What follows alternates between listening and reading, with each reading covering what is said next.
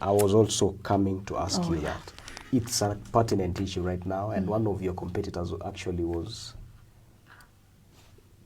summoned the other day because of some alleged utterances that were insightful. Yeah. And at the same time, people are being killed. What can you say about it, and what can be the solution of the insecurity? I think, Komen, it is something that is shocking. When you are told about the insecurity that has been there, I hear from 50s people, but I hear that time they used to catorastle. You know, catorastle is you come steal today from me, the following day I come steal from you. There were no killings. It was normal. In Kalenjin community and pastoralist communities, they do that. It was in a small way because somebody will steal one cow or two. But right now, it is so sad that people are dying. People are losing their properties. They are losing their lives completely. Yani, you lose your home, you lose your shamba, you lose everything. It is so sad that our leaders also have not taken these things seriously, and especially the governments. Governments have come and gone. We've seen so many governments coming with force, with saying that before they finish their term, they'll have finished this, cattle rustling, these killings, this what. None of them has ever finished. I've been asking myself, until when will people suffer? What is happening with the government?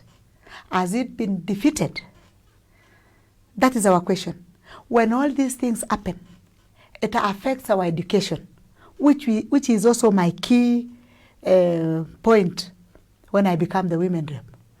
I would like every child to get education. I would like even women, young women who did not finish school can be taken back to school, some training so that they can be able to run their lives without complications. Now, the children are not going to school. And as somebody said, all women from all the communities that are affected are crying. All the children from all the communities that are affected are crying. Even the woman from Tiati is crying. The woman from Samburu is crying. The woman from Elgeyo, from Baringo, from Turkana is crying. Because insecurity affects women and children. Right now, women are staying in the bush. They are giving birth in the bush, in the cold. They give birth to the children die. Because of cold, they get pneumonia, they die. They don't have children now. Some are bitten by snakes in the bush there. There is no medicine. They don't have homes to stay in. So for me, I cry for the women and the children from all the communities that are affected by these cattle rustlings. And what do you think is the solution? My solution is the government has to do something to this. And we don't know what is happening even with the president. He has all the machineries to stop this. He has never attempted to do it. And especially in Baringo County. When it happens in the other side, like the other day in Laikipia, all the machineries were taken there. All the police were taken there. Everybody went there. They took food. Lorries were taking food, blankets, what? But in Baringo, nothing. So as a women rep, what would you do for these people of Baringo who are affected by insecurity as a solution? For me, number one, I will not allow children to fail to go to school because of insecurity. One, what are we doing? If our children are not going to school, what are we breeding? We are breeding more thugs in the future. What I'll do if I became the president, the women rep, I will also be in parliament. I'll be among the people who will be doing legislation in this country.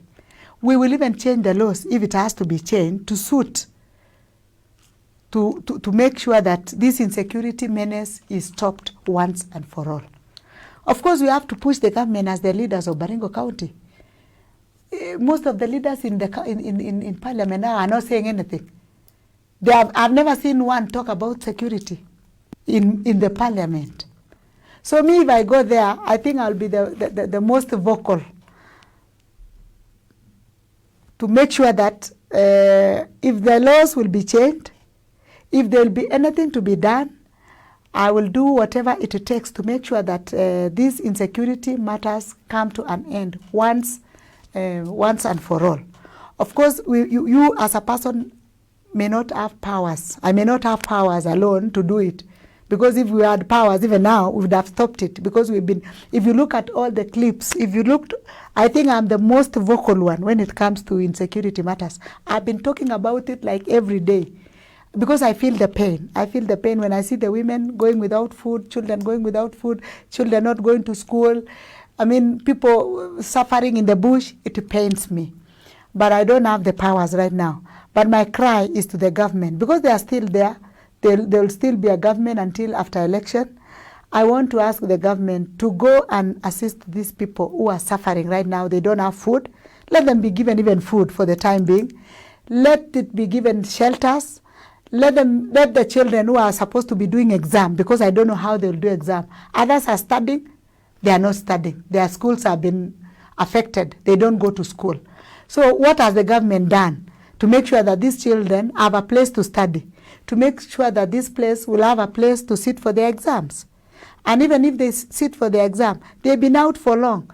How will they be rated with the rest who have been in class and then they've been in the bush? And they are traumatized. These children need even to be cancelled before they sit for this exam. As you rightfully say, it's Yes. the government that has the mandate to take care, to protect these people and their property. So I believe, as you say, legislation and pushing the government to work on this issue of insecurity in Baringo would only be the only way. However, I'm sure there are many other ways that you, as the leadership of Baringo, should you be elected, would find out. Should you work together, as you said earlier, you would want to partner with all the leadership in Baringo County. Well, we have like 5 minutes to go.